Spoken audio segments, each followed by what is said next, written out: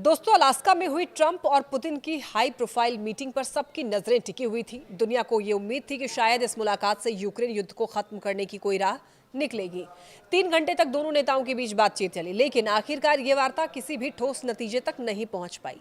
राष्ट्रपति Donald Trump ने इस बातचीत को बेहद ही प्रोडक्टिव बताया, लेकिन सच ये है कि यूक्रेन युद्ध पर दोनों पक्ष किसी समझौते पर सहमत ही नहीं हुए।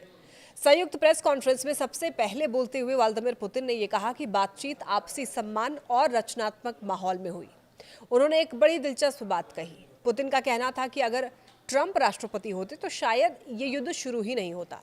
लेकिन यहाँ ध्यान देने वाली बात यह है कि पुतिन ने ये नहीं बताया कि आगे क्या कदम उठाए जाएंगे। दूसरी ओर ट्रंप ने कहा कि मीटिंग में कई मुद्दों पर सहमति बनी है, लेकिन जब तक कोई डील साइन ना हो तब तक कोई डील नहीं मानी जाएगी। यानी कि संकेत साफ है कि अभी भी बड़े मुद्दों पर दोनों ही देशों के बीच में मतभेद कायम है। अब अमेरिकी मीडिया की रिपोर्ट्स की बात करें तो वहां से अलग ही तस्वीर सामने आई है।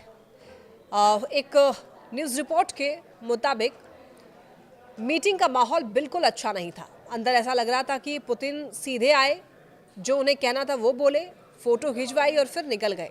यानी कि मीटिंग में बातचीत जितनी लंबी चली उतनी गहराई शायद नहीं थी, और यही वजह है कि पत्रकारों को भी ज्यादा सवाल पूछने का मौका नहीं मिला और दोनों नेताओं ने डिटेल्ड जानकारी देने से परहेज किया।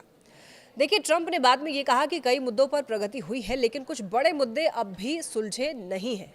उन्होंने अपने मशहूर वाक्य को दोहराया, कहा जब तक कोई डील नहीं होती है तब तक कोई डील पर साइन ना हो तो इसे डील नहीं मानी जाएगी। यानी कि साफ है कि ट्रंप बातचीत को पॉजिटिव दिखाना चाहते हैं, लेकिन हकीकत यही है कि यूक्रेन युद्ध पर समाधान अभी काफी दूर है।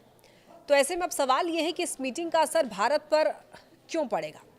दरअसल दक्षिण एशिया मामले के अमेरिकी एक्सपर्ट माइकल कुगलमैन ने एक्स पर यह लिखा है कि इस शिखर सम्मेलन से किसी समझौते की घोषणा न होना यह साफ संकेत है कि वार्ता इतनी सफल नहीं रही। उन्होंने चेतावनी दी कि इससे अमेरिका भारत संबंधों पर असर पड़ सकता है। कुगलमैन ने अमेरिकी वित्त मंत्री बेसेंट के हाल के बयान की ओर इशारा किया, जिसमें यह कहा गया था कि अगर ट्रंप पुतिन शिखर सम्मेलन से सकारात्मक नतीजे नहीं निकले तो अमेरिका भारत पर टैरिफ बढ़ा सकता है। भारत के लिए ये स्थिति चुनौतीपूर्ण हो सकती है। तो एक तरफ रूस भारत का पुराना और भरोसेमंद साझेदार है, वहीं दूसरी तरफ अमेरिका भी भारत के लिए बड़ा रणनीतिक और आर्थिक पार्टनर है। तो अगर अमेरिका और रूस के बीच में तनातनी और ज़्यादा बढ़ी तो भारत को बैलेंस बनाना और ज़्यादा मुश्किल हो सकता है। भारत पहले ही रूस से सस्ते तेल और हथियारों की सप्लाई ले रहा है, जबकि अमेरिका लगातार ये चाहता है कि भारत रूस से दूरी बनाए।